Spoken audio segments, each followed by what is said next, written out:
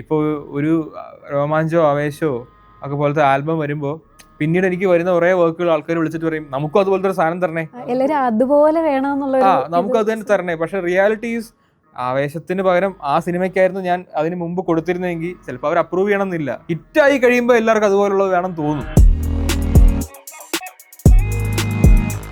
വാക്കിന്റെ അർത്ഥത്തിൽ പോലും ജനറേഷന് ശേഷം മാറ്റം വരും. ഇപ്പൊ പൊളി എന്നുള്ള വാക്ക് പണ്ട് മോശം വാക്കായിരുന്നു, ഇപ്പൊ അത് നല്ല വാക്കാണ്. അഴിഞ്ഞാട്ടം എന്നൊരു വാക്കെടുത്ത് പണ്ട് അഴിഞ്ഞാട്ടക്കാരി എന്ന് പറഞ്ഞാൽ ഒരാളെ ഇൻസൾട്ട് ചെയ്യുന്ന വാക്കാണ്. ഇപ്പോൾ അയാൾ അഴിഞ്ഞാടി എന്ന് പറഞ്ഞത് പോസിറ്റീവ് വാക്കാണ്. അപ്പോൾ ഈ ജനറേഷൻ എപ്പോഴും പറയുന്നതാണ്, പഴയ ജനറേഷൻ വീട്ടുകാരുടെ അടുത്ത് തന്നെ പറയും.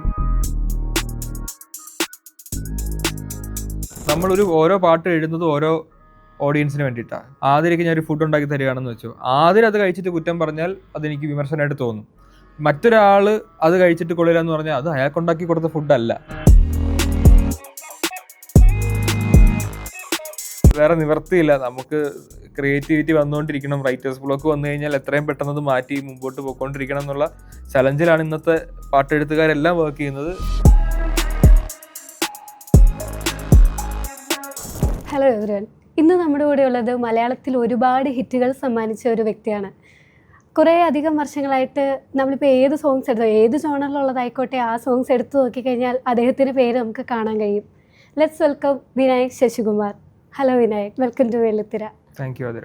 നമുക്കെല്ലാവർക്കും വിനായക് എന്ന ഒരു ലിറിസിസ്റ്റിനെ അറിയാം. പക്ഷേ റോസ്ലിലൂടെ തിരക്കഥാകൃത്ത് എന്നുള്ള ഒരു ലേബിലൂടെ കണ്ടപ്പം ഒട്ടുമിക്ക ആളുകൾക്കും ഒരു ക്യൂരിയോസിറ്റി, ഒരു അത്ഭുതമാണ് ഉണ്ടായിട്ടുള്ളത്. അപ്പോൾ എങ്ങനെയാണ് ആ തിരക്കഥാകൃത്ത് എന്നുള്ളൊരു ലേബലിലേക്ക് എത്തിയത്?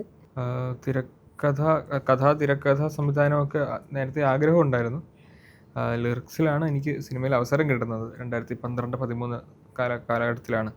അവിടുന്ന് ഇപ്പം ഇങ്ങോട്ട് കുറേ വർഷം ലിറിക്ക് എഴുതി ഇങ്ങനെ പോയി, അത് ആസ്വദിച്ച് 10-13 വർഷമായിട്ട് ഇപ്പോൾ 200 കൂടുതൽ സിനിമയാണെന്ന് തോന്നുന്നു. അപ്പോൾ അതിനിടയ്ക്ക് എപ്പോഴോ ഇത് മറ്റേത് മറന്നുപോയി, അതും കൂടെ ചെയ്യണമല്ലോ, അതിനു വേണ്ടിയാണല്ലോ സിനിമയിലേക്ക് വന്നതെന്നുള്ളത്. അപ്പോൾ അങ്ങനെ ഒരു സമയമായിരുന്നു ലോക്ക്ഡൗൺ സമയം. അപ്പോൾ ആ സമയത്ത് ലിറിക്ക് നമുക്കൊന്നും ചെയ്യാനില്ലായിരുന്നല്ലോ. അപ്പോൾ കഥകൾ ഇങ്ങനെ ആലോചിക്കാൻ തുടങ്ങി. അപ്പോൾ അന്ന് ആലോചിച്ച കുറച്ച് കഥകൾ ഒരെണ്ണമാണ് റോസ്ലിൻ്റെ ഈ കഥ. അത് പിന്നീട് സീരീസാക്കി എനിക്ക് അറിയുന്ന ആൾക്കാരായിരുന്നു. പിന്നെ ഡയറക്ടർ സുമേഷ് ആണെങ്കിലും അവൻ ത്രൂ ജിത്തു ജോസഫ് സാറാണെങ്കിലും, അപ്പോൾ അവരെ അപ്രോച്ച് ചെയ്തു. അങ്ങനെ അപ്പോൾ അത് ഭയങ്കര ഈസി ആയിട്ടാണോ തോന്നി? ഒട്ടുമിക്കവരുടെ സ്ക്രിപ്റ്റ് ഉണ്ടായിട്ട് ഇതെനിക്ക് ഈസി ആയിരുന്നു. ബാക്കി സ്ക്രിപ്റ്റുകൾ ഇനി ചെയ്യുമ്പോൾ എങ്ങനെയാണെന്ന് അറിയില്ല. ഇതെനിക്കൊരു കോൺഫിഡൻസ് ഉണ്ടായിരുന്നു. ഒന്നാമത് OTT മെറ്റീരിയലാണ്, അത് തിയേറ്ററിക്കലല്ല. പിന്നെ കുറച്ച് കഥാപാത്രങ്ങൾ, വളരെ ഒതുക്കമുള്ളൊരു സബ്ജക്റ്റും കോംപ്ലിക്കേറ്റഡ് ആയിട്ടുള്ള ഒന്നുമല്ല. ഒരു ചെറിയ കുടുംബം, ആ കുടുംബത്തിന് നേരിടേണ്ടി വരുന്ന ഒരു മിസ്റ്ററി, അതിലൂടെ പയ്യെ ചുരുളഴിയുന്ന കുറച്ച് സത്യങ്ങൾ എന്ന രീതിക്ക് വളരെ ഒതുക്കമുണ്ട്. അപ്പോൾ അത് ഫസ്റ്റ് അറ്റംപ്റ്റ് എന്ന രീതിക്ക് പെർഫെക്റ്റ് ആയിരുന്നു. അങ്ങനെ ത്രില്ലർ ആണെന്നും നമ്മൾ വിചാരിച്ചിട്ടൊന്നുമില്ല. ചെറിയൊരു മിസ്റ്ററി ഡ്രാമ, പിന്നെ ഫാമിലി ഇമോഷൻസ്, അങ്ങനെയൊക്കെ ഉള്ളൂ. അതിൽ കൂടെ പ്രേക്ഷകർക്ക് ത്രില്ലടിക്കുകയാണെങ്കിൽ അടിച്ചോട്ടെ എന്നല്ലാതെ ഞങ്ങൾ ത്രില്ലർ ഒന്നും കാരണം ത്രില്ലറിൻ്റെ ഒരു പേസ് അല്ല ഇതിനുള്ള. പൊതുവെ ത്രില്ലറുകൾ വളരെ ഫാസ്റ്റ് പേസ്ഡ് ആണല്ലോ. ഇത് അങ്ങനെയല്ല, ഇത് അത്യാവശ്യം സ്ലോ ബേണർ എന്നൊക്കെയാണ് പറയുന്നത്. അപ്പോൾ പിന്നെ ആ വ്യക്തിയുടെ, റോസിൽ നിന്നുള്ള കുട്ടിയുടെ സൈക്കോളജിക്കൽ എലമെന്റുകൾക്കൊക്കെയാണ് ഇതിൽ കൂടുതൽ കഥ പറച്ചിലിൽ പ്രാധാന്യം കൊടുത്ത് പോയിരിക്കുന്നത്. ഒരു സൈക്കോളജിക്കൽ ഡ്രാമ, മിസ്റ്ററി ഡ്രാമ എന്നൊക്കെയാണ് ഞാൻ ഒരു ജോണർ പറയുന്നത്.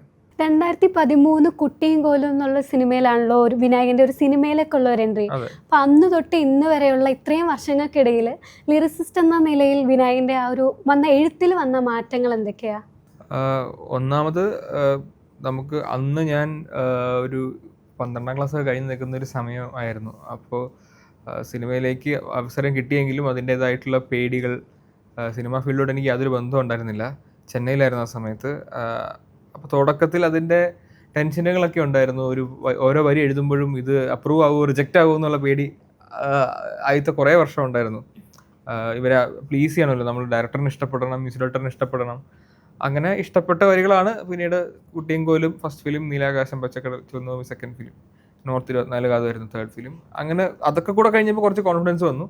ഓവർ ടൈം നമുക്ക് കുറച്ചുകൂടെ നമ്മൾ സെൽഫ് കോൺഫിഡൻസ് നമുക്ക് കിട്ടും. ഓക്കെ, നമുക്ക് എന്തൊക്കെ പറ്റും എന്തൊക്കെ പറ്റില്ല എന്നുള്ളതും, പിന്നെ നമുക്ക് വേണ്ട അവസരങ്ങൾ പണ്ടൊക്കെ എനിക്ക് പറയാൻ പറ്റുമായിരുന്നില്ല. കാരണം എനിക്ക് ഈ പാട്ട് എഴുതാൻ പറ്റും, ആ പാട്ട് എഴുതാൻ പറ്റും, എനിക്ക് വരുന്ന പാട്ട് എഴുതുക എന്നുള്ളതേ ഉള്ളൂ. അപ്പോൾ ഐ വാസ് വെയിറ്റിംഗ്, ഒരു നല്ല മെലഡി വന്നാലും എനിക്ക് എഴുതാൻ പറ്റുമെന്ന് എനിക്കറിയാം. അപ്പോൾ അങ്ങനെ ഒരു ബ്രേക്കിന് വേണ്ടി വെയിറ്റ് ചെയ്യായിരുന്നു. ഇപ്പോൾ അങ്ങനെയല്ല. ഇപ്പോൾ എനിക്ക് പറയാൻ പാട്ടുകളുണ്ട്, പല ജോണറിലുള്ള പാട്ടുകൾ, ഹിറ്റായ പാട്ടുകളുണ്ട്. അപ്പോൾ പാട്ടുകൾ ഏത് എടുത്തു നോക്കിയാലും വിനായക് ശശികുമാർ എന്നുള്ളൊരു പേര് കാണാം എന്നുള്ളൊരു റേഞ്ച് എത്തിയിട്ടുണ്ട്. ആ അങ്ങനെ അതെ, അതിൻ്റെ ഒരു ബൈ പ്രൊഡക്റ്റാണ്, നമ്മൾ ചെയ്യുന്ന പണിയുടെ ഒരു ബൈ പ്രൊഡക്റ്റാണ് അതിന് വരുന്നൊരു അറ്റൻഷൻ.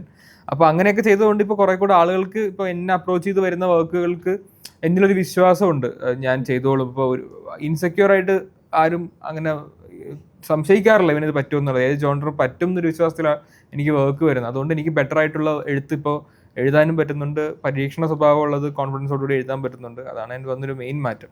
അതെ, എല്ലാം ഒരു എക്സ്പെരിമെന്റ് എന്നുള്ളൊരു ലെവലിൽ.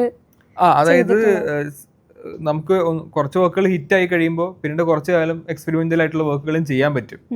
അതേസമയം നമ്മൾ നേരെ ഡൗൺ ഫേസിലാണെങ്കിൽ നമുക്ക് പിന്നെ എക്സ്പെരിമെന്റലൊന്നും പിടിക്കാൻ പറ്റില്ലല്ലോ. അപ്പോൾ കഴിഞ്ഞ കുറച്ച് ഇടയിൽ എനിക്ക് കുറേ നല്ല അപ്രീഷിയേറ്റഡ് ആയിട്ടുള്ള പാട്ടുകളും ഹിറ്റ് സോങ്സും ഹിറ്റ് മൂവീസിലൊക്കെയുള്ള സോങ്സ് കിട്ടിയത് കൊണ്ട് ഇടയ്ക്കൊക്കെ എനിക്ക് പരീക്ഷണ സ്വഭാവമുള്ള എഴുത്തും എഴുതാൻ പറ്റുന്നുണ്ട്. ഇപ്പം നമുക്കൊരു സ്കിൽ ഉണ്ടെങ്കിൽ ഒരു കോൺസ്റ്റന്റ് ആയിട്ടുള്ള ഒരു പ്രാക്ടീസിന്റെ ആവശ്യമുണ്ടല്ലോ. ഇപ്പം അനിരുദ്ധ് ഡെയിലി പ്രാക്ടീസ് എഴുതാറുണ്ടെന്ന് നമ്മൾ ഒരു ഇന്റർവ്യൂവിൽ ഞാൻ കേട്ടിട്ടുണ്ട്. അപ്പം അങ്ങനെ എന്തെങ്കിലും വിനായക ചെയ്യാറുണ്ടോ? അപ്പോൾ റുട്ടീൻ ഫോളോ ചെയ്യാറുണ്ടോ? ഇല്ല, സത്യം പറഞ്ഞാൽ അങ്ങനെ എനിക്ക് അങ്ങനെ റുട്ടീനോ അല്ലെങ്കിൽ പൊതുവെ എഴുത്തുകാർക്ക് വേണം എന്ന് പറയപ്പെടുന്ന വായനാശീലം അങ്ങനെയൊന്നും എനിക്ക് അന്നും ഇല്ല ഇന്നും ഇല്ല. എങ്ങനെയൊക്കെ ഇത് സംഭവിച്ച് മുമ്പോട്ട് പോകുന്നത്. ഞാൻ എഴുതുന്ന എഴുത്ത് തന്നെയാണ് എൻ്റെ പ്രാക്ടീസ്. ഇപ്പോൾ ഡെയിലി ഒരു പാട്ടെങ്കിലും എഴുതാറുണ്ട്, വർക്ക് തന്നെയാണ് പ്രാക്ടീസ്. അതിൻ്റെ അപ്പുറത്തേക്ക് വേറെ ഒന്നും പിന്നെ ഞാൻ കണ്ണും കാതും തുറന്ന് ആണ് ഇരിക്കുന്നത്. ഇപ്പോൾ ലൈക്ക് ചുറ്റും സംഭവിക്കുന്ന കാര്യങ്ങളെ പറ്റി, അല്ലെങ്കിൽ സോഷ്യൽ മീഡിയയിൽ സംഭവിക്കുന്ന കാര്യങ്ങൾ, ആളുകൾ പറഞ്ഞു കേൾക്കുന്ന കഥകളും കാര്യങ്ങളും, ഇതൊക്കെ അങ്ങനെ ഒബ്സർവ് ചെയ്ത് വെക്കുന്നതുകൊണ്ട് തന്നെ കുറേ കോൺസെപ്റ്റ്സും കുറേ വാക്കുകളും ഒക്കെ സ്റ്റോർ ചെയ്ത് മനസ്സിലുണ്ട്. അപ്പോൾ ഒരു പാട്ട് എഴുതാൻ അതിലൊരു അവസരം വരുമ്പോൾ ഈ വാക്കെടുത്ത് അതിൽ പ്രയോഗിക്കാൻ പറ്റി, അങ്ങനെ പ്രയോഗിക്കുന്നു എന്നുള്ളതേ ഉള്ളൂ. ഇപ്പോൾ ഒരു ഡയറക്ടർ ഇപ്പോൾ ഒരു സോങ് ചെയ്യാനായിട്ട്, പുതിയൊരു സോങ് ചെയ്യാനായിട്ട് അപ്രോച്ച് ചെയ്യുമ്പം ആ സ്റ്റോറി ഫുൾ അഡാപ്റ്റ് ചെയ്ത് ആ ഫിലിമിൻ്റെ സ്റ്റോറി ബേസ് ചെയ്തിട്ടാണോ, അതോ ഇപ്പോൾ ആ സിറ്റുവേഷൻ മാത്രം വെച്ചിട്ട് ആ സോങ്ങിൽ നിന്ന് എന്താണ് എക്സ്പെക്ട് ചെയ്യുന്നതെന്ന് മാത്രം വെച്ചിട്ട് റഫായിട്ട് എഴുതി കൊടുക്കുകയാണോ ചെയ്യാറ്? അത് ഡിപ്പെൻഡ്സ് ഓൺ ആ ഒരു സിനിമയിൽ എന്നോട് എത്ര പാട്ട് എഴുതാൻ പറയുന്നത് ഞാൻ ആദ്യം ചോദിക്കും. ഇപ്പോൾ 1 or 2 പാട്ട് മതി എന്നൊക്കെ പറഞ്ഞു കഴിഞ്ഞാൽ ഇതേപോലെ എന്നാൽ പിന്നെ എനിക്ക് ആ സിറ്റുവേഷൻ മാത്രം പറഞ്ഞു തന്നാൽ മതി എന്ന് പറഞ്ഞിട്ട് ആ പാട്ട് കൊടുക്കും. ചിലർ എന്നെ വിളിക്കുന്നത് എല്ലാ പാട്ടുകളും എഴുതാൻ ആ സിനിമയിൽ, അല്ലെങ്കിൽ മെജോറിറ്റി ഓഫ് സോങ്സ് എഴുതാൻ. അപ്പോൾ അങ്ങനെയുള്ളപ്പോൾ എസ്പെഷ്യലി എല്ലാ പാട്ടും എഴുതാൻ എന്നെ ഒരു സിനിമ വിളിക്കുമ്പോൾ ഞാൻ ആ സിനിമയ്ക്ക് ഒരു സ്പെഷ്യൽ ഒരു അറ്റൻഷൻ ഞാൻ അങ്ങോട്ട് കൊടുക്കും. കാരണം I am the soul lyricist. അപ്പോൾ എനിക്ക് ആ സിനിമയിൽ ഒരു പാട്ട് എഴുതി പോകുന്നുള്ളതിനപ്പുറത്തേക്ക് ആ സിനിമയുടെ കഥ പറച്ചിലിനെ എങ്ങനെ പാട്ട് കൊണ്ട് സഹായിക്കാം എന്നൊരു മോഡിലേക്ക് ഞാൻ കയറും. അപ്പോൾ ഞാൻ അതിൻ്റെ സ്ക്രിപ്റ്റ് ചോദിക്കും, അല്ലെങ്കിൽ ഒരു നറേഷൻ ഫുള്ള് ചോദിക്കും. ഷൂട്ട് കഴിഞ്ഞിട്ടാണ് എന്നെ വിളിക്കുന്നതെങ്കിൽ എൻ്റെ സിനിമയുടെ ഒരു ഫസ്റ്റ് കട്ട് ഫുള്ള് കാണും. കണ്ടിട്ട് ആ സ്റ്റോറി ടെല്ലിങ്ങിനെ ലിറിക്സ് കൊണ്ട് എങ്ങനെ എവിടെയൊക്കെ പാട്ട് വേണം എന്നുള്ളതിൽ ഞാൻ ആ ചർച്ചയിൽ പങ്കാളിയാവും. ആ പാട്ടിൽ ഡയറക്ടർ ഒരു ബ്രീഫ് തന്നാലും ആ ബ്രീഫ് ഡയറക്ടറായിട്ടിരുന്ന് ചർച്ച ചെയ്തിട്ട് ഇപ്പോൾ ഈ ക്യാരക്ടറിൻ്റെ പെർസ്പെക്റ്റീവിൽ എന്തൊക്കെ എഴുതാം, അത് നമുക്ക് മറ്റേ ക്യാരക്ടറിൻ്റെ പെർസ്പെക്റ്റീവിൽ എഴുതിയ ബെറ്റർ ആയിരിക്കും. ഇത്തരം ചർച്ചകളിൽ കൂടെ ഞാൻ പങ്കാളിയാവും. പിന്നെ ആ മൊത്തത്തിൽ ആ സിനിമയുടെ ഒരു ഒഴുക്കിൽ ഏതൊക്കെ വരികൾ ഏതൊക്കെ സ്ഥലത്ത് പ്ലേസ്ഡ് ആവണം, ഇങ്ങനെയുള്ള കാര്യങ്ങൾ ഇപ്പോൾ രോമാഞ്ചത്തിലോ ആവേശത്തിലോ സംഭവിച്ച കാര്യം എല്ലാ പാട്ടും എനിക്ക് തന്നിട്ടുണ്ടായിരുന്നു. അപ്പോൾ എനിക്ക് തിരിച്ചു കൊടുക്കാൻ എളുപ്പമാണ്, ഡിസൈൻ ചെയ്യാൻ പറ്റും. ഇപ്പോൾ ആദ്യം എഴുതിയൊരു പാട്ടിൻ്റെ എന്തെങ്കിലും ഒരു സംഭവം, ലൈക്ക് ഫോർ എക്സാമ്പിൾ ആദ്യം എഴുതിയ പാട്ടിൽ ഇട്ട് വെച്ചതിൻ്റെ എന്തെങ്കിലും ബാക്കി ഞാൻ ചിലപ്പോൾ 4ാമത്തെ എഴുതുന്ന പാട്ടിലിടും എന്നൊക്കെ പറഞ്ഞ പോലത്തെ കാര്യങ്ങളൊക്കെ എനിക്ക് ചെയ്യാൻ പറ്റും. മൊത്തത്തിൽ ക്രാഫ്റ്റ് അങ്ങനെയാണ് മൊത്തത്തിൽ അപ്രോച്ച് ചെയ്യും ഓവറോൾ ഫിലിമിനെ. ഇപ്പോൾ ആരാധികയാണെങ്കിലും അതിൽ ആ ഒരു ഇന്റർവ്യൂസിൽ ഓൾറെഡി വന്നിട്ടുണ്ട് തോണി, മറ്റേ മൺതോണി എന്നൊക്കെയുള്ള ആ ഒരു പ്രയോഗങ്ങളൊക്കെ ഭയങ്കര മിക്ക പാട്ടിലെ എടുത്ത് നോക്കിയാലും അതിലെ ഓരോ ഇതിലും ഭയങ്കര സോളില് ഭയങ്കരമായിട്ട് കണക്ട് ചെയ്യുന്ന രീതിയിലുള്ള. ഈ സിനിമകളെല്ലാം എന്നെ എല്ലാ പാട്ടും എഴുതാൻ വിളിച്ചിട്ടുണ്ട്. ഇപ്പൊ ഗപ്പിയിൽ 5 പാട്ടിൽ 4 പാട്ട് എഴുതാൻ എന്നെ വിളിച്ചു. നെക്സ്റ്റ് ഫിലിം പുള്ളി ചെയ്തപ്പോൾ എല്ലാ പാട്ടും ഞാൻ എഴുതി അമ്പിളിയിൽ. ഇപ്പൊ അത് കഴിഞ്ഞ് ചെയ്ത ആശാൻ എന്നുള്ള സിനിമയിലും ഹോൾ ഫിലിമിന് എന്നെ വിളിക്കുന്നത്. ഹോൾ ഫിലിമിന് വേണ്ടി എന്നെ വിളിക്കുമ്പോൾ എനിക്ക് കുറേ കൂടെ ഫ്രീഡവും ആ സ്ക്രിപ്റ്റിൽ ഇറങ്ങി ചെന്നിട്ട് അതിൻ്റെ സോള് മനസ്സിലാക്കി വർക്ക് ചെയ്യാനുള്ളൊരു വലിയൊരു സ്പേസ് എനിക്കും കിട്ടും, അതിനുള്ള സമയവും കിട്ടും. അപ്പോഴാണ് ഇങ്ങനത്തെ ആരാധിക്കുക പോലുള്ള പാട്ടുകൾ, അല്ലെങ്കിൽ ഇപ്പോൾ കുഞ്ഞിക്കവൽ മേഘമേർ പോലത്തെ പാട്ടുകൾ വരുന്നത്. അപ്പോൾ അത് എൻ്റെ മാത്രം ക്രെഡിറ്റ് അല്ല, നല്ലൊരു ടീമും കൂടെ വരണം ഇതിനൊക്കെ കൂടെ. ഇപ്പോൾ ജോൺ പോൾ ജോർജ് എന്നുള്ള ഡയറക്ടർ അത്രത്തോളം മ്യൂസിക് അറിയുന്ന ഡയറക്ടറും കൂടെയാണ് പുള്ളി. ആശാനിൽ പുള്ളി തന്നെയാണ് മ്യൂസിക് ഡയറക്ഷൻ ചെയ്തിരിക്കുന്നത്. അപ്പോൾ എനിക്കറിയാം, ഓക്കെ ജസ്റ്റ് ഒരു ഹിറ്റിൻ്റെ അപ്പുറത്തേക്ക് ജോണേട്ടൻ ആവശ്യം നല്ലൊരു പാട്ടാണ് കുറച്ച് കാലം ഇവിടെ നിലനിൽക്കുന്ന ഒരു മെലഡിയാണ് വേണ്ടത് എന്നുള്ളത് മനസ്സിലാക്കുമ്പോൾ, അല്ലെങ്കിൽ നമുക്കറിയാം സൂര്യ സന്തോഷിനെ പോലെ ഒരു സിംഗർ ഇത് വന്ന് പാടുന്നത്. അപ്പോൾ ആ ഇൻഫർമേഷനൊക്കെ നമ്മൾ അറിഞ്ഞുകൊണ്ടാണ് ഈ പാട്ട് എഴുതാൻ ഇരിക്കുന്നത് തന്നെ. അപ്പോൾ നമുക്ക് ഈ കുഞ്ഞിക്കവൾ മേഘമേ പോലത്തെ പാട്ട് എഴുതാനുള്ള ഫ്രീഡം അവിടെ ഉണ്ട്. വിനായൻ്റെ ഒരു സോങ്ങുകളുടെ പ്രത്യേകത എന്ന് വെച്ച് കഴിഞ്ഞാൽ സ്റ്റോറി നന്നായിട്ട് കൺവേ ചെയ്യുന്നുണ്ട്. അതായത് ക്യാച്ച് ആയിട്ടുള്ള വേർഡ്സ് യൂസ് ചെയ്യുന്നത് കൂടാതെ ആദരാഞ്ജലികൾ, ജാട തുടങ്ങിയ വാക്കുകൾ അങ്ങനെ അല്ലാതെ സ്റ്റോറി നന്നായിട്ട് കൺവേ ചെയ്യുന്നുണ്ട്. അപ്പോൾ അങ്ങനെ ചെയ്യുന്ന അതിൽ റിസർച്ചോ കാര്യങ്ങൾ വരുന്നുണ്ടെന്ന് പറഞ്ഞു. അപ്പോൾ അതേപോലെ തന്നെ ഇപ്പം ആ സ്റ്റാർട്ടിങ്ങിൽ ഒരു ചിലർക്കൊക്കെ പേന എടുക്കുമ്പോൾ തന്നെ വരികൾ വരും. അപ്പോൾ ചിലർക്ക് നല്ല ടൈം ആ ഒരു മൂഡ് പിടിച്ച് ആ ഒരു നല്ല ഒരു അന്തരീക്ഷം അതൊക്കെ ബാധിക്കാറുണ്ട്. അപ്പം വിനായകൻ എങ്ങനെയാണ്? ഇല്ല, ശരിക്കും നമ്മൾ ഇതിലേക്ക് ഇറങ്ങിത്തിരിക്കുമ്പോൾ നമ്മൾ വിചാരിക്കും നല്ലൊരു ആംബിയൻസ് വേണം, നല്ല സമാധാനം. നമ്മൾ മറ്റേ റിസോർട്ടിൽ വല്ലതും പോയിരുന്ന്, അല്ലെങ്കിൽ ഇടുക്കിയിലോ മൂന്നാറിലോ ആലപ്പുഴയിലോ ഒക്കെ പോയിരുന്ന് മലയും കായലും കണ്ടിട്ട് എഴുതുന്ന പരിപാടിയാണെന്നൊക്കെ വിചാരിച്ചൊക്കെയാണ് ഇതിൽ വന്നത്. പക്ഷേ റിയാലിറ്റി അങ്ങനെയൊന്നുമല്ല. റിയാലിറ്റി എന്ന് വെച്ച് കഴിഞ്ഞാൽ ഒരു ഫ്ലാറ്റിൽ കൊണ്ടുപോകും, അവിടെ ഒരു മ്യൂസിക് ഡയറക്ടറിൻ്റെ ഒരു റൂം കാണും, പുള്ളി കീബോർഡ് വെച്ചിരിക്കും. ഇപ്പോഴത്തെ ഡയറക്ടർ ഒന്ന് സിറ്റുവേഷൻ പറയും, ആ ചുമരിൻ്റെ ഉള്ളിലിരുന്ന് എഴുതണം. അപ്പോൾ അതാണ് അതിൻ്റെ ഒരു റിയൽ ചലഞ്ച് എന്ന് പറയുന്നത്. നമുക്ക് അങ്ങനെ ഇൻസ്പയറിംഗ് ആയിട്ടുള്ള വിഷ്വലൊന്നും കണ്ടിട്ടല്ല നമ്മൾ എഴുതുന്നത്. ആകെ ഇൻസ്പയർ ചെയ്യുന്നത് ഇവർ പറഞ്ഞിരുന്ന കഥയാണ്. അപ്പോൾ കഥ വെച്ചിട്ട് നമ്മൾ പിന്നെ ഇത് ഇമാജിൻ ചെയ്യണം. നമ്മളിരിക്കുന്ന ഈ ഫ്ലാറ്റിനകത്താണെങ്കിലും നമ്മൾ മനസ്സുകൊണ്ട് ഇതുപോലത്തെ ഏതോ സ്ഥലത്താണെന്ന് ഇമാജിൻ ചെയ്ത് വേണം എഴുതാൻ. അപ്പോൾ അത് പിന്നെ ഇതിൻ്റെ ഡെയിലി റിക്വയർമെൻ്റ് ഉള്ളൂ. ഇപ്പോൾ ഒരെണ്ണത്തിൻ്റെ ഡെഡ് ലൈൻ ഇന്ന് ഉച്ചയ്ക്കായിരിക്കും, അടുത്തത് ഇന്ന് വൈകിട്ടത്ത് സ്റ്റാർട്ട് ചെയ്യണം. അപ്പോൾ ഇങ്ങനെയുള്ള ടൈമിലും കൂടെ നമ്മൾ വർക്ക് ചെയ്യുന്നത്. അപ്പോൾ ശരിക്കും വേറെ നിവർത്തിയില്ല, നമുക്ക് ക്രിയേറ്റിവിറ്റി വന്നുകൊണ്ടിരിക്കണം. റൈറ്റേഴ്സ് ബ്ലോക്ക് വന്നു കഴിഞ്ഞാൽ എത്രയും പെട്ടെന്ന് അത് മാറ്റി മുമ്പോട്ട് പോയിക്കൊണ്ടിരിക്കണം എന്നുള്ള ചലഞ്ചിലാണ് ഇന്നത്തെ പാട്ടെഴുത്തുകാരെല്ലാം വർക്ക് ചെയ്യുന്നത്, ഞാനും. പിന്നെ നേരത്തെ സ്റ്റോറി ടെല്ലിങ്ങിൻ്റെ കാര്യം ചോദിച്ചത്, അഗെയിൻ അത് ഡയറക്ടറാണ് പറയുന്നത്. ഇതിനകത്ത് ഈ പാട്ടിൽ കൂടെ കഥയും കൂടെ പറയണം എന്നുള്ള റിക്വയർമെൻ്റ് ഉള്ള ചില പാട്ടുകളുണ്ട്. ഇപ്പോൾ ഉദാഹരണത്തിന് രോമാഞ്ചം എന്നുള്ള സിനിമയിൽ ഇപ്പോൾ തലതെറിച്ചവർ എന്നൊരു പാട്ട്, ഫസ്റ്റ് പാട്ട്, അത് അതിൻ്റെ സെറ്റിങ്സ്, ആ കഥാപാത്രങ്ങളുടെ ഒരു ഇൻട്രൊഡക്ഷൻ സോങ്ങാണ്. അപ്പോൾ ജിത്തു പറഞ്ഞൊരു പോയിന്റ് എന്ന് വെച്ചാൽ ഈ കഥാപാത്രങ്ങൾ ഇതിന് മുമ്പ് എവിടെയായിരുന്നു, ഇവരുടെ സ്വഭാവം എന്താണ് എന്നൊക്കെ പറയാൻ ഈ സിനിമയിൽ സമയമില്ല. കാരണം ഇതിൻ്റെ ബാക്കി കഥ തുടക്കത്തിൽ അങ്ങ് തുടങ്ങുക. അപ്പോൾ ഈ പാട്ടിലൂടെ വേണം ഇവരുടെ സ്വഭാവം എങ്ങനെയാണ്, ഇവരുടെ ബോണ്ടിങ് എന്താണ്, ഇവരുടെ ഒരു കെയർ ഫ്രീ ജീവിതം എന്താണ്, ജീവിതത്തെക്കുറിച്ചുള്ള ഇവരുടെ ഫിലോസഫി എന്താണ് എന്നൊക്കെ ഈ പാട്ടിൽ ലിറിക്സിലൂടെ വേണം പറയാൻ. അതിൽ സ്ക്രിപ്റ്റിൽ അത് പറയാനുള്ള സമയമില്ല. അപ്പോൾ അങ്ങനെയൊക്കെയുള്ള ബ്രീഫ് കിട്ടുമ്പോഴാണ് ഓക്കെ തലതെറിച്ചവരിൽ മൊത്തത്തിൽ ഇവരുടെ ഒരു ലൈഫ് സ്റ്റൈലും ഇവരുടെ ഫിലോസഫീസും അതിൻ്റെ തമാശയും ഒക്കെ ലിറിക്സിൽ എഴുതുന്നത്. പഴയ സിനിമകളുടെ ഇതൊക്കെ വെച്ച് നോക്കുമ്പോൾ ഡ്യൂറേഷൻ ഭയങ്കര കൂടുതലാണ്. ഇപ്പോഴത്തെ ഒരു സ്റ്റൈൽ എന്ന് വെച്ച് കഴിഞ്ഞാൽ എന്താ ആ ഒരു സിനിമ മുഴുവൻ ആ ഒരു ട്രാക്ക് പോകുന്ന പോലെ. അപ്പം ലിറിക്സും ഒരു മിനിറ്റിലൊക്കെ ഇങ്ങനെ ചുരുങ്ങുന്നു.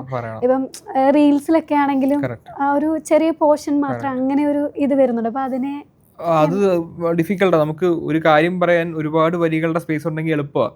അത് ചുരുക്കി ഇത്ര വരി തന്നെ ഇത്രയും ഇമോഷൻ കൺവേ ചെയ്യണം എന്ന് പറയുമ്പോൾ വളരെ ഡിഫിക്കൽട്ട്. അപ്പോൾ ഈ ഇടയ്ക്ക് എഴുതിയ വേറൊരു സിനിമ പറയും, ആഡിയോസ് അമീഗോ എന്ന് പറഞ്ഞിട്ട് സുരാജിൻ്റെയും ആസിഫിൻ്റെയും ആ ഫിലിമിൽ കുറേ ഫൺ സോങ്സ് ഒക്കെ എഴുതി. അതിനകത്ത് ഒരു ഏരിയ മാത്രം ഒരു ലവ് സോങ് ഉണ്ട്, ഇനിയും കാണാൻ വരാം എന്ന് പറഞ്ഞിട്ട്. അപ്പോൾ ആസിഫിൻ്റെ ക്യാരക്ടറും അനക്ക ചെയ്ത ക്യാരക്ടറും തമ്മിൽ അവർ മുമ്പ് ഒരു റിലേഷൻഷിപ്പിലായിരുന്നു, ആ റിലേഷൻഷിപ്പ് പോയി, എന്നാലും ഇപ്പോൾ അവർക്ക് പരസ്പരം ബഹുമാനമുണ്ട്, അവർ മീറ്റ് ചെയ്യുന്നൊരു പോയിന്റ് ഉണ്ട്.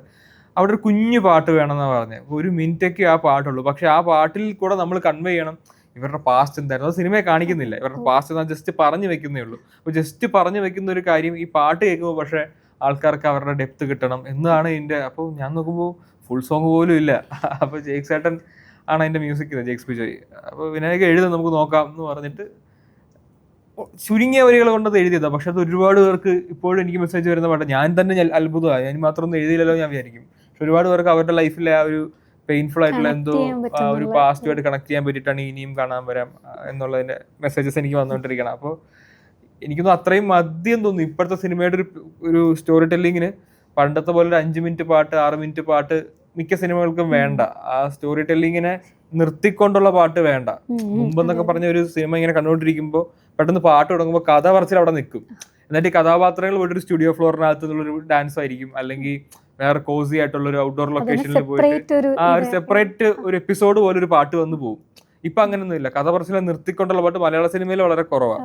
അതുപോലെ ലിപ്സിങ് ചെയ്തുള്ള പാട്ടുകളും നമുക്ക് വളരെ കുറവാണ്. ഇപ്പൊ കഥ പറച്ചിലിന്റെ കൂടെ തന്നെ പാരലി ഈ പാട്ടിന്റെ കൂടെയുള്ള വേറെ പാരലൽ കഥ പറച്ചിലും ഒക്കെ ഇതിന്റെ ബാക്ക്ഗ്രൗണ്ടിൽ കൂടെ പോകണം എന്നുള്ളൊരു അവസ്ഥ വന്നിട്ടുണ്ട്. അത് ഇനവേ നല്ലതാണ്. പിന്നെ അല്ലാത്ത വേറെ പ്രൊമോ സോങ്ങുകൾ ഇപ്പോൾ ഒരുപാട് വരുന്നുണ്ട്, സിനിമയിൽ പോലും ഉണ്ടാവില്ല. സിനിമയ്ക്ക് മുൻപ് ചിലപ്പോൾ ഇറക്കി ഇറക്കാൻ, വിടാൻ. അത് അപ്പൊ അതിന് കഴിഞ്ഞിട്ട് ചിലപ്പോൾ വരട്ടെ. സെപ്പറേറ്റ്ലി ഷൂട്ട് ചെയ്യും. സിനിമയുടെ ഷൂട്ടൊക്കെ കഴിഞ്ഞ് പാക്കപ്പ് ആയിട്ടായിരിക്കും പ്രൊമോ സോങ്ങിന് ഷൂട്ട് പോവാന്ന് പറഞ്ഞു. ഇപ്പൊ അങ്ങനെ ഒരുപാട് സോങ്ങുകൾ കഴിഞ്ഞ ഒരു വർഷത്തിനിടെ ഞാൻ എഴുതിയിട്ടുണ്ട്, പ്രൊമോ സോങ് മെറ്റീരിയൽസ് ആയിട്ടുള്ള പാട്ടുകൾ. ഒരുപാട് ഇഷ്ടപ്പെട്ട് എഴുതിയൊരു സോങ്, ആ സോങ് ഡയറക്ടർക്ക് ഓക്കെ ആവാതെ വരികയോ അല്ലെങ്കിൽ മറ്റെന്തെങ്കിലും കാരണം കൊണ്ട് ചേഞ്ചസ് വരുത്താൻ പറയുമോ? ഇപ്പം ഇതാണ് ഓക്കെ ആണ്, ഇത് പെർഫെക്റ്റ് ആണെന്ന് നമ്മൾ വിചാരിച്ചിട്ട് കൊടുക്കുന്ന ഒരു സോങ് ആയിരിക്കും. അത് പെട്ടെന്ന് ചേഞ്ച് ആക്കേണ്ടി വരികയാണെങ്കിൽ ഇപ്പം ഡയറക്ടറിൻ്റെ ഒരു വിഷനും ലിറിസിസ്റ്റിൻ്റെ ഒരു ഇമാജിനേഷനും ഒരു കോൺഫ്ലിക്റ്റ് വരുവാണെങ്കിൽ, അല്ലെങ്കിൽ അത് ഉണ്ടായിട്ടുണ്ടെങ്കിൽ അതെങ്ങനെയാണ് ഡീൽ ചെയ്തിട്ടുള്ളത്? ഒരു നിവൃത്തിയില്ല, അവർക്ക് ഇഷ്ടപ്പെട്ടില്ലെങ്കിൽ അവരുടെ സിനിമയിൽ വെക്കാൻ പറ്റില്ല.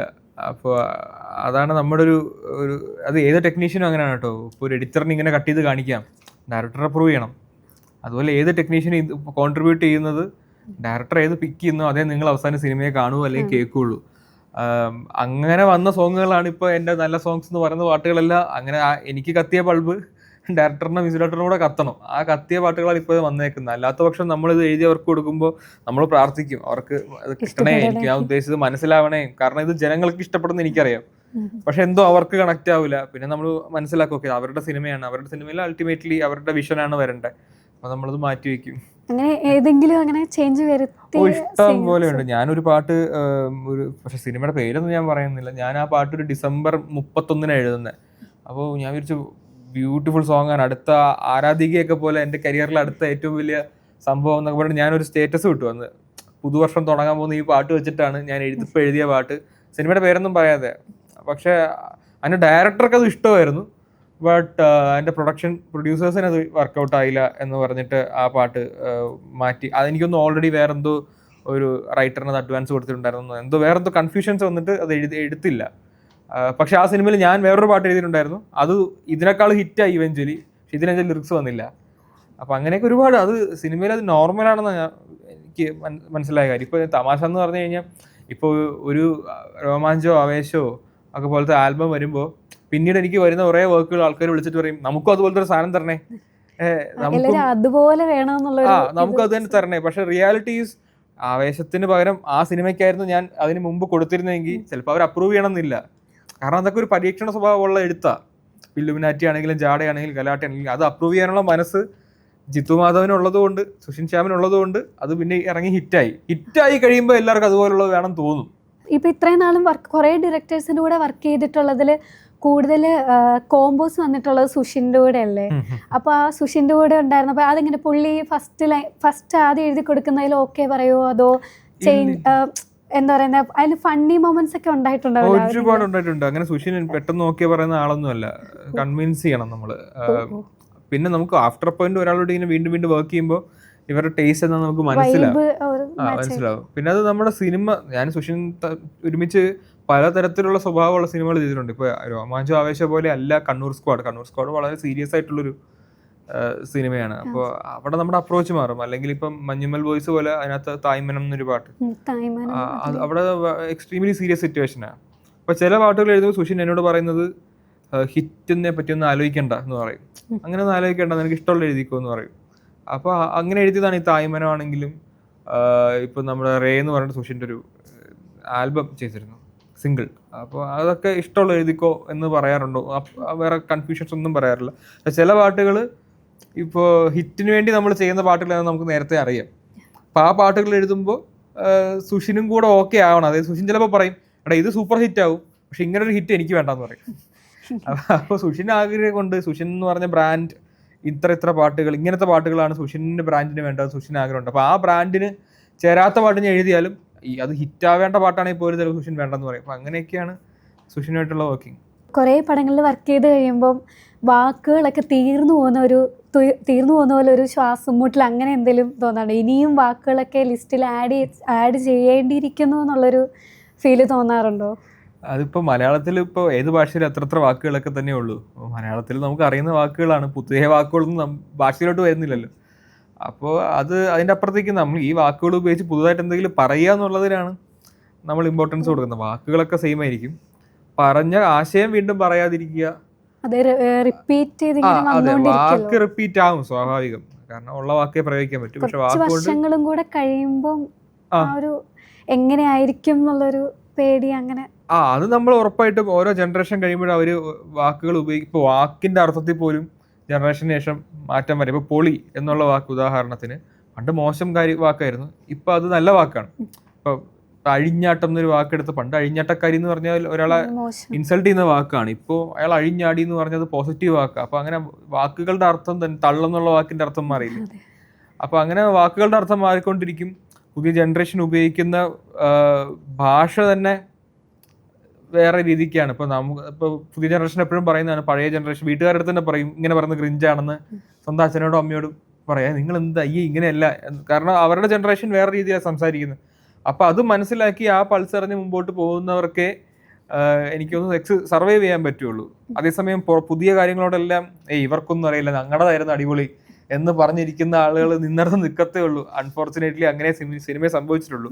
അത് പുതിയ ജനറേഷനോടുള്ള പുച്ഛമാണെങ്കിലും പുതിയ ടെക്നോളജിയോടുള്ള പുച്ഛമാണെങ്കിലും. ഇപ്പം ഫിലിമിൽ നിന്ന് ഡിജിറ്റൽ വരുന്ന സമയത്ത് ഫിലിമാണ് ഉദാത്തം, ഡിജിറ്റൽ എന്തോ മോശമാണെന്ന് വിചാരിച്ചിരുന്ന ആൾക്കാർ അവിടെ ഇരുന്നിട്ടേ ഉള്ളൂ, എത്ര ലെജൻസ് ആണെങ്കിൽ പോലും.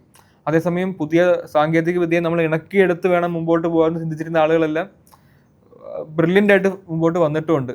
അതേപോലെയാണ് ഇനിയിപ്പോൾ AI പോലുള്ള സാങ്കേതിക വിദ്യയൊക്കെ വരുമ്പോഴും നമ്മൾ അതിനോട് മുഖം തിരിച്ച് നിൽക്കാതെ എങ്ങനെ അതിനെ പ്രയോജനപ്പെടുത്താം, അതിനെ നമുക്ക് നമ്മുടെ ഒരു ഹെൽപ്പിന് വേണ്ടി അതിനെ എങ്ങനെ മെരുക്കിയെടുക്കാം എന്നുള്ളത് ഇന്റലിജന്റ് ആയിട്ട് ചിന്തിച്ച് മുമ്പോട്ട് പോകുന്ന ഒരു ഭാവി വർഷങ്ങളിൽ ഇവിടെ സർവൈവ് ചെയ്യും. ഇപ്പോഴത്തെ ജനറേഷനിലുള്ളവരൊക്കെ ആണെങ്കിലും ഭയങ്കരമായിട്ട് സെലിബ്രേറ്റ് ചെയ്യുന്നുണ്ട് സോങ്ങുകളൊക്കെ. അപ്പോൾ അതിനെ ഭയങ്കര പ്രൗഡായിട്ട് എങ്ങനെയാണ് അതിനെ? ഞാൻ ആക്ച്വലി ഒരു പഴയ ജനറേഷൻ ആണെന്ന് ഞാൻ കരുതുന്നില്ല, ഞാൻ ഇപ്പോഴത്തെ ജനറേഷൻ ആണെന്നാണ് സ്വയം കരുതുന്നത്. അതുകൊണ്ട് എനിക്കത് വലിയ ക്രെഡിറ്റ് ആയിട്ടോ അങ്ങനെ തോന്നുന്നില്ല. ഇനിയും വരാൻ പോകുന്ന ജെൻ ബീറ്റ് ഒക്കെ എൻ്റെ പാട്ട് ഇഷ്ടപ്പെടുവാണെങ്കിൽ ചിലപ്പോൾ ഞാൻ എന്തോ നേടി എന്നൊരു തോന്നൽ വരും. പക്ഷെ ജെൻ സിയും ആൽഫയൊക്കെ നമ്മുടെ പിള്ളേരാണെന്നൊരു തോന്നലാണോ ഉള്ളത്. അതായത് ഈ കോംപ്ലിമെന്റ്സിനോടൊപ്പം തന്നെ ഈ വിമർശനങ്ങളും വന്നിട്ടുള്ള ചില വാക്കുകൾക്കൊക്കെ, അതായത് ആദരാഞ്ജലി, ഹേ ബനാനെ അങ്ങനെയുള്ള വാക്കുകൾ യൂസ് ചെയ്തിട്ട് വിമർശനങ്ങൾ വന്നിട്ടുണ്ടല്ലോ. അപ്പം അതിനെയൊക്കെ അടുത്ത വർക്കിലേക്ക് കടക്കുമ്പോൾ അത് എന്ന് ബാധിക്കാറുണ്ടോ? അത് കോൺഷ്യസ് ആവാറുണ്ടോ? അതിപ്പോൾ എന്താണെന്നറിയോ, നമ്മളൊരു ഓരോ പാട്ട് എഴുതുന്നത് ഓരോ ഓഡിയൻസിന് വേണ്ടിയിട്ടാണ്. എല്ലാം കോമൺ ആയിട്ട് എഴുതുകയല്ല. ഇപ്പോൾ ഞാനിപ്പോൾ ആതിരയ്ക്ക് ഞാനൊരു ഫുഡ് ഉണ്ടാക്കി തരികയാണെന്ന് വെച്ചു, ആതിര അത് കഴിച്ചിട്ട് കുറ്റം പറഞ്ഞാൽ അതെനിക്ക് വിമർശനമായിട്ട് തോന്നും. മറ്റൊരാൾ അത് കഴിച്ചിട്ട് കൊള്ളില്ല എന്ന് പറഞ്ഞാൽ അത് അയാൾക്കുണ്ടാക്കി കൊടുത്ത ഫുഡല്ല, മനസ്സിലായി എന്ന് പറഞ്ഞ പോലെ. ഇപ്പോൾ വാഴയിലെ പാട്ടാണ് ഏ ബനാനെ, വാഴ കാണാൻ പോകുന്ന ആരാണെന്നുള്ളതും ഏത് ഏജ് ഗ്രൂപ്പാണെന്നുള്ളതും ഒക്കെ മനസ്സിലാക്കിയിട്ടാണ് അതിലെ പാട്ട് എഴുതുന്നത്. അവരത് കഴിച്ചിട്ട് അവരാ പാട്ട് കേട്ടിട്ട് ഇഷ്ടപ്പെട്ടില്ലെന്ന് പറഞ്ഞാൽ എനിക്കത് വിമർശനം. ഓക്കെ, ഞാൻ ടാർഗറ്റ് ചെയ്ത ഓഡിയൻസിന് ഇഷ്ടപ്പെട്ടില്ല. പക്ഷെ അങ്ങനെയല്ല, ആ പാട്ട് അവർ സെലിബ്രേറ്റ് ചെയ്യുന്നുണ്ട്. അതേസമയം എൻ്റെ വീട്ടിലുള്ള പ്രായമായ ഒരാൾക്ക് ആ പാട്ട് ഇഷ്ടപ്പെട്ടില്ലെന്ന് പറഞ്ഞാൽ എനിക്ക് കുഴപ്പമില്ല, അത് വിമർശനമാണെങ്കിൽ പോലും കുഴപ്പമില്ല. കാരണം അമ്മയ്ക്ക് ഇഷ്ടപ്പെടാനുള്ള പാട്ട് ഞാൻ വേറെ ഉണ്ടാക്കി തരാം. ഒരു കുഞ്ഞിക്കവൽ മേഘമേ പോലത്തെ ഒരു പാട്ട് കേട്ടിട്ട് അവർ കൊള്ളാന്ന് പറഞ്ഞാൽ ഞാൻ ബോധമുണ്ടാവും, കാരണം അത് അവർക്കുള്ള പാട്ടാ. അപ്പൊ അങ്ങനെ ഞാൻ വിമർശനങ്ങളെ കാണാറുള്ളൂ. അത് കാരണം സിനിമയ്ക്കല്ലേ നമ്മൾ പാട്ട് എഴുതുന്നത്. ഇപ്പൊ ഞാൻ ഇൻഡിപെൻഡന്റ് ആർട്ടിസ്റ്റ് ആണെങ്കിൽ ഞാനാ തീരുമാനിക്കുന്നത് അടുത്ത പാട്ട് ഞാൻ എന്തിനെ പറ്റി എഴുതണം എന്നുള്ളത്. ഞാൻ അങ്ങനെയല്ലല്ലോ, ഞാൻ സിനിമാക്കാരനല്ലേ, സിനിമ പാട്ടെടുത്തുകാരനല്ലേ. അപ്പൊ സംവിധായകൻ ഇങ്ങോട്ട് പറഞ്ഞു തരും എന്തിനെ പറ്റി ഞാൻ പാട്ട് എഴുതണം എന്നുള്ളത്, തിരക്കഥയുടെ സിറ്റുവേഷൻ അനുസരിച്ച് പാട്ട് എഴുതണം. അപ്പൊ നമുക്ക് അത് ആ സിനിമ കാണാൻ ആദ്യത്തെ ആഴ്ച വരുന്ന ഓഡിയൻസ് ആരാന്ന് നോക്കിയിട്ട് അവരെ ഇഷ്ടപ്പെടുത്തുന്ന പാട്ടുകൾ എഴുതുന്നതാണ് ഒരു പ്രൊഡ്യൂസറിന് നല്ലത്. കാരണം അദ്ദേഹം പൈസ മുടക്കി ചെയ്യുന്ന ഒരു സിനിമയ്ക്ക് അദ്ദേഹത്തിന്റെ പാട്ടുകൾ ഹിറ്റാവണം, സിനിമ ഹിറ്റാവണം എന്നുള്ളത് മസ്റ്റാ. അപ്പോൾ അത് ചെയ്യാൻ വേണ്ടി എന്ത് ചെയ്യണം എന്നുള്ളത് മാത്രമേ ഞാൻ അപ്പോൾ ചിന്തിക്കാറുള്ളൂ. ഈ ലിറിസിസ്റ്റും സ്ക്രിപ്റ്റ് റൈറ്റർ ഈ രണ്ട് മേഖലകളിലും കഴിവ് തെളിയിച്ച ഒരാളെന്നുള്ള നിലയിൽ ഇപ്പം രണ്ടിലും കുറച്ച് ഈസി ആയിട്ട് തോന്നിയത്? അപ്പോൾ അതിൻ്റെ ഒരു ഡിഫറൻസ് പറയാൻ പറ്റുകയാണെങ്കിൽ അതെങ്ങനെ? ഡിഫറൻസ് ശരിക്കും സമയത്തിനാണ്. സ്ക്രിപ്റ്റ് ആകുമ്പോൾ നമ്മൾ അതിൻ്റെ പിന്നിൽ 1-2 വർഷമൊക്കെ ഇൻവെസ്റ്റ് ചെയ്യേണ്ടി വരും. അതിൻ്റെ പല എഴുത്ത് ഘട്ടങ്ങളിലാണെങ്കിൽ, പിന്നീട് അത് പിക്ചറൈസ് ചെയ്യുമ്പോൾ നമ്മൾ ലൊക്കേഷനിൽ പോയി നിൽക്കാനാണെങ്കിലും. ഇപ്പോൾ ഹോട്ട്സ്റ്റാർ പോലുള്ളൊരു സീരീസിൽ അത് പിച്ച് ചെയ്യുമ്പോൾ അവിടെ കൊണ്ട് നമുക്ക് അവസാനിക്കുന്നില്ല, പിന്നീടും അതിൽ മാറ്റങ്ങൾ വരാം. റിവ്യൂ മീറ്റിംഗ്സ് പോലുള്ള മീറ്റിംഗ്സൊക്കെ ഹോട്ട്സ്റ്റാർ വിളിക്കും. ഇപ്പോൾ നമ്മുടെ റോസിലും ഷൂട്ട് കഴിഞ്ഞിട്ട് തന്നെ അതിൽ ആദ്യത്തെ 2 എപ്പിസോഡ് ഹോട്ട്സ്റ്റാർ പബ്ലിക്കിൽ കുറച്ച് പേരെ കാണിച്ചിട്ട് അവരുടെ റെസ്പോൺസൊക്കെ എടുത്തിട്ട് ഞങ്ങൾ റിവ്യൂ മീറ്റിങ്ങിനെ വിളിച്ചിരുന്നു. എന്നിട്ട് എഡിറ്റിൽ വല്ല മാറ്റം വരുത്താൻ പറ്റുമോ, അങ്ങനെയൊക്കെയുള്ള ചോദ്യങ്ങൾ വരും. അപ്പോൾ അത് ഒരുപാട് ടൈം കൺസ്യൂമിങ്. അപ്പോൾ സിനിമയാണെങ്കിലും സ്ക്രിപ്റ്റ് അതിൻ്റെതായ ടൈം എന്തായാലും എടുക്കണം. പക്ഷേ പാട്ട് അങ്ങനെയൊന്നുമില്ല, പാട്ട് പെട്ടെന്ന് നമുക്ക് തീർത്ത് പോകാൻ പറ്റുന്നതാണ്. അതാണ് ഒരു പെട്ടെന്ന് ഡിഫറൻസ്. മറ്റേത് എനിക്ക് രണ്ടും എൻജോയബിൾ ആണ്. സ്ക്രിപ്റ്റും ഡയറക്ഷനൊക്കെ ചെയ്യണമെന്ന് ഞാൻ പണ്ടേ ആഗ്രഹിച്ചിരുന്നതാണ്. അപ്പോൾ അതിപ്പോൾ തുടങ്ങിയിട്ടേ ഉള്ളൂ. അപ്പോൾ കുറച്ചുകൂടെ അത് ഇനിയും ചെയ്യണമല്ലോ, കുറേ കഥകളും കൂടെ എനിക്ക് പറയാനുണ്ടല്ലോ എന്നുള്ളതാണ് അതിലെ ഒരു സ്റ്റാർട്ടിങ് എക്സൈറ്റ്മെൻ്റ് ആണ് ഇപ്പോൾ എനിക്കതിലുള്ളത്. പാട്ടെന്ന് പറഞ്ഞാൽ ഞാൻ കുറേ പാട്ട് എഴുതി കഴിഞ്ഞു. ഇനി എഴുതാത്തത് എന്ത് എഴുതാന്നുള്ളത് കുറേ കൂടെ ഡിഫിക്കൽട്ടാണ്. എനിക്ക് റിപ്പീറ്റ് ചെയ്യാൻ താല്പര്യമില്ലാത്തതുകൊണ്ട് കുറേ പാട്ടുകൾ എഴുതി. എല്ലാ ലവ് സോങ്സ് എഴുതി, ഫൺ സോങ്സ് എഴുതി, താരാട്ട് എഴുതി, ക്രിസ്മസ് കാരോൾ എഴുതി, ഓണപ്പാട്ട് എഴുതി, എല്ലാം തീർന്നു. അപ്പൊ ഇനിയിപ്പോ വീണ്ടും എനിക്കൊരു ഓണപ്പാട്ട് വന്നു കഴിഞ്ഞാൽ മുമ്പത്തെ ഓണപ്പാട്ടിന് വ്യത്യസ്തമായിട്ട് എങ്ങനെ ഇത് എഴുതാം എന്നുള്ളത് ഭയങ്കര അതാ ഞാൻ ഏത് മൂഡെന്ന് എഴുതാൻ കാരണം അതായിരുന്നു. ഇപ്പൊ ഓണപ്പാട്ട് നമുക്ക് ഒരുപാട് മെലഡീസ് വന്നിട്ടുണ്ട്, നമുക്ക് എല്ലാവർക്കും ഇഷ്ടമുള്ള പാട്ടുകളാണ്. അപ്പൊ പഴയ പാട്ടുകളടക്കം ക്ലാസിക് സോങ്സ് ആണല്ലോ. അപ്പൊ അതുപോലത്തെ പാട്ടുകൾ ഞാനും ആൽബം സോങ്സ് എഴുതിയിട്ടുണ്ട്. അപ്പൊ ഒരെണ്ണം കൂടെ അങ്ങനെ എഴുതിയിട്ട് വലിയ കാര്യമൊന്നും ഇല്ലല്ലോ. അപ്പം ഓണത്തിന് ഡാൻസ് കളിക്കാൻ പക്ഷെ മലയാളികൾക്ക് ഒരു പാട്ടില്ല. അപ്പോൾ അങ്ങനെ ഒരു പാട്ട് ചെയ്യാമെന്ന് പറഞ്ഞിട്ടാണ് ആ സാഹസത്തിൽ ആ പാട്ട് ചെയ്യുന്നത്. അപ്പോൾ അതങ്ങനെ ഹിറ്റുമായി. നമ്മൾ വിചാരിച്ച ഒരു എംറ്റിനെസ് അവിടെ ഉണ്ടായിരുന്നു, ഒരു ഡിമാൻഡ് അവിടെ ഉണ്ടായിരുന്നു. അതിന് കറക്റ്റ് ആയിരുന്നു ആ പാട്ട് കൊടുത്തത്. അത് ആൾക്കാരെ ഏറ്റെടുത്തു. അപ്പോൾ പക്ഷെ ഇനി വീണ്ടും ഒരു ഓണപ്പാട്ട് വന്നു കഴിഞ്ഞാൽ എന്ത് ചെയ്യുന്നുള്ളത് വെച്ച് കഴിഞ്ഞാൽ അപ്പോഴാണ് അടുത്ത ചലഞ്ച് വരുന്നത്. സിമിലർലി ഏത് പാട്ടിനും ലവ് സോങ് വന്നാലും ഒക്കെ എഴുതാത്തത് എങ്ങനെ എഴുതാമെന്നുള്ളതാണ് അത്. പക്ഷെ സ്ക്രിപ്റ്റിൽ അങ്ങനെയല്ല. സ്ക്രിപ്റ്റിൽ ഞാൻ എഴുതി തുടങ്ങുന്നേ ഉള്ളൂ. അപ്പോൾ എനിക്ക് ഇഷ്ടം പോലെ ചെയ്യാൻ ബാക്കിയുണ്ട്. തിരക്കഥാകൃത്ത് എന്നുള്ള ഇനി ഭാവിയിൽ സംവിധാനം ചെയ്യാൻ വേണ്ടിയിട്ട് പടം ഡയറക്റ്റ് ചെയ്യാനുള്ള ഒരു ചാൻസ് ഉണ്ടോ? ആഗ്രഹമുണ്ട്. സംഭവിക്കുന്ന പ്രതീക്ഷിക്കാൻ പറ്റുമോ? ആവുമ്പോ പറയാം. അങ്ങനെ ഇന്ന സമയത്ത് അങ്ങനൊന്നും അറിയില്ല. പക്ഷെ അതിന്റെ ശ്രമങ്ങൾ നടക്കുന്നുണ്ട്. ആരാധിക, കുഞ്ഞിക്കവൾ മേഘമേ, ഈ 2 സോങ്സിലാണെങ്കിൽ സിമിലാരിറ്റീസ് ഉണ്ട്. അതായത് പാടുന്ന ആളാണെങ്കിലും ഡയറക്ടർ ആണെങ്കിലും ഇമോഷൻസ് ആണെങ്കിലും ഏകദേശം ഒരേപോലെ തോന്നിപ്പിക്കുന്ന രീതിയിലാണെങ്കിലും അതിൽ വ്യത്യാസങ്ങളുണ്ട്. അപ്പോൾ അതിനെപ്പറ്റി ഒന്ന് പറയാമോ? ഇല്ല, അങ്ങനെ ഒരേ ഇമോഷനാണെന്ന് എനിക്ക് തോന്നുന്നില്ല. ആരാധിക ലവ് സോങ് അല്ലേ, അത് കുഞ്ഞിക്കവൾ മേഘമേ ലവ് സോങ് അല്ല. അത് കുറച്ചുകൂടി കുഞ്ഞുങ്ങളോട് പാടാൻ പറ്റുന്നതോ, അല്ലെങ്കിൽ ശരിക്കും ഇന്ദ്രൻ ചേട്ടനാണ് അതിനകത്ത് അഭിനയിച്ചേക്കുന്നത്. അപ്പോൾ കുഞ്ഞുങ്ങളുടെ അത്രയും നിഷ്കളങ്കതയുള്ള പ്രായമായ ആളുകൾക്ക് നമ്മുടെ വീട്ടിലുണ്ടാകുമല്ലോ. നമ്മുടെ നല്ല മുത്തശ്ശിമാരും മുത്തശ്ശന്മാരും ഒക്കെ നമ്മുടെ വീട്ടിലുണ്ടല്ലോ. അപ്പോൾ അവരെയൊക്കെ പറ്റി എഴുതിയൊരു പാട്ടാണ് കുഞ്ഞിക്കവൾ മേഘമേ. അപ്പോൾ അങ്ങനെ ഒരു പാട്ട് ഞാൻ ആദ്യമായിട്ട് എഴുതണേ. അപ്പോൾ അത് പുതുമയുള്ള പാട്ട് തന്നെയായിരുന്നു. സ്വന്തമായി തിരക്കഥ എഴുതിയ ചിത്രത്തിൽ ഒരു പാട്ട് എഴുതുക എന്ന് പറഞ്ഞു കഴിഞ്ഞാൽ ആ ഒരു എക്സ്പീരിയൻസ് എങ്ങനെയായിരുന്നു? അതിൽ കിട്ടിയ ഫ്രീഡവും എന്താ അതിനെപ്പറ്റി പറയാനുള്ളത്? നല്ല സ്വാതന്ത്ര്യമായിരുന്നു. സ്വന്തം പടത്തിൽ പാട്ടെഴുതാൻ ഇത്രമാത്രം സ്വാതന്ത്ര്യത്തിൽ ഞാൻ വേറെ സിനിമയിലൊന്നും പാട്ട് എഴുതിയിട്ടില്ല. കാരണം ചോദിക്കാനും പറയാനും അറിയില്ല. സുമേഷ് ഡയറക്ടറായിട്ടുണ്ടെങ്കിലും സുമേഷ് നമ്മളത്രയും വിശ്വസിച്ച്, സിനിമയുടെ റൈറ്ററും കൂടെയാണല്ലോ. അപ്പോൾ അങ്ങനെ പാട്ട് എഴുതിയപ്പോഴാണ് എനിക്ക് നമ്മുടെ മൂസിൻ പരാരിയൊക്കെ പാട്ടെഴുതുമ്പോഴുള്ള സുഖം മനസ്സിലായത്. കാരണം മൂസിനൊക്കെ സ്വന്തം പടത്തിലാണല്ലോ പാട്ടെഴുതുന്നത് കൂടുതൽ. അപ്പോൾ ആ ഒരു ഫ്രീഡത്തിൽ പാട്ട് എഴുതി ഞാൻ 200 പടം കഴിഞ്ഞിട്ട് ആദ്യമായിട്ട് ഇത്രയും ഫ്രീഡത്തിൽ പാട്ട് എഴുതുന്നത് ഉണ്ട്. നമുക്ക് ബാക്കി സിനിമകളിലൊക്കെ എന്നാലും അവിടെ ഒരു ഡയറക്ടറിൻ്റെയും മ്യൂസിക് ഡയറക്ടറിൻ്റെ അപ്രൂവൽ വേണമല്ലോ. നമ്മുടെ സ്വന്തം പടമാണല്ലോ. അപ്പോൾ എനിക്ക് ഇഷ്ടംപടി പാട്ട് എഴുതാൻ പറ്റി റോസ്ലിനകത്ത്. പിന്നെ മാത്രമല്ല അതിൻ്റെ പാട്ടിൻ്റെ പേസ് അടക്കം ഇടയ്ക്ക് എനിക്ക് ഡിസൈഡ് ചെയ്യാൻ പറ്റി. ഇപ്പോൾ ഒരു 3rd എപ്പിസോഡിൽ വരുന്നൊരു പാട്ടുണ്ട്. അപ്പോൾ അത് ഓൾറെഡി 3rd എപ്പിസോഡാണ്. അപ്പം ട്യൂണ് സ്ലോ ആവരുത്. 4th എപ്പിസോഡ് മുതലാണ് ശരിക്കും ഞങ്ങൾ കണ്ടവരെല്ലാം പറയുന്നത് 4th മുതൽ 6th വരെ ഭയങ്കരമായിട്ട് എൻജോയ് ചെയ്യുന്നുണ്ട്. ആദ്യത്തെ 3 എപ്പിസോഡ് സെറ്റ് ചെയ്യാൻ കുറച്ച് സമയം എടുക്കുന്നുണ്ട്. അത് സ്ക്രിപ്റ്റിൻ്റെ പേസ് അങ്ങനെ തന്നെയാണ്. അപ്പോൾ വരുന്ന പാട്ടും കൂടെ ആ പേസിലാവരുതെന്ന് ഞാൻ പറഞ്ഞു. അപ്പോൾ 3ാമത്തെ എപ്പിസോഡിലെ പാട്ട് സിയോണിലെ എന്ന് പറഞ്ഞ പാട്ട്, അത് ഫാസ്റ്റ് പേസ്ഡ് സോങ് ആവണം, അങ്ങനെ തന്നെ എഴുതാം എന്നൊക്കെ ഡിസൈഡ് ചെയ്ത് ഞാനാണ് ഇൻസ്ട്രക്ട് ചെയ്തത്. അപ്പോൾ അത്രയും ഫ്രീഡം എനിക്ക് വേറൊരാളുടെ വർക്കിൽ പാട്ട് എഴുതുമ്പോൾ ചിലപ്പോൾ ഉണ്ടാവില്ല.